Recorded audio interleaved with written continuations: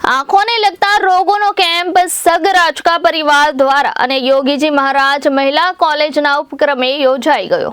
ધારી ખાતે 4/1/2025 અને શનિવારના રોજ આંખને લગતા તમામ રોગોના નિદાન અને સારવાર માટે કેમ્પ રાખવામાં આવ્યો હતો, જેમાં 207 જેટલા દર્દીઓએ ભાગ લીધો હતો, જેમાં અલગ અલગ લક્ષણ જેમ કે આંખ સામે કાળા મચ્છર ઉડતા હોય તેવું લાગે, આંખમાં વીજળીના ચમકારા થવા, દ્રષ્ટિ એક બાજુ કપાવી, ચશ્માના નંબર વધારે હોય, આંખ સામે કાળું ધાબો દેખાવો, ઝામર હોવું, ડાયાબિટીસ હોવું, જન્મ સમયે બાળકનું વજન ઓછું હોવું કે પછી બાળકનો જન્મ અધૂરા માસે થવું વગેરેની તપાસ કરવામાં આવી હતી। અમદાવાદ સિવિલ હોસ્પિટલના આંખના પડદા વિભાગના સ્પેશિયાલિસ્ટ હેડ ડોક્ટર સ્વાતિબેન રવાણી, વિપુલ પ્રજાપતિ, ગોસાઈ સાહેબ, ધારી ડોક્ટર વાઘેલા સાહેબ સહિતનો સ્ટાફ દર્દીઓને તપાસ કરાવી સારવાર કરેલ હતી।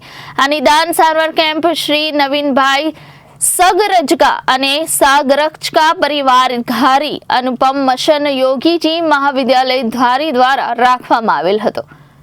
संगराजका परिवार धारी तथा अनुपम मिशन संचालित योगीजी महाराज महाविद्यालय धारीना उपक्रमे आज 31मो महानेत्र संपन्न थयो, जेमां सिविल होस्पिटल अमदावादना डॉक्टरोए सेवा आपी।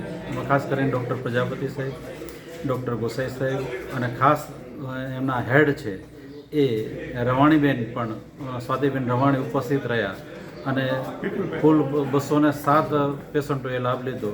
તેમાં જે કંઈક છારી નીકળવા માટેના જે અહીંયા સારવાર આપવામાં આવી અને જે બાકીના ડૉક્ટરોને જે 20 થી 25 હજારની ટ્રીટમેન્ટ થાય એવું એક ઇન્જેક્શન એ અમદાવાદ સારવાર માટે આપવાની સૂચના આપવામાં આવી અને ત્યાં બધા દર્દીઓ લાભ લેશે એવું જણાવવામાં આવ્યું છે।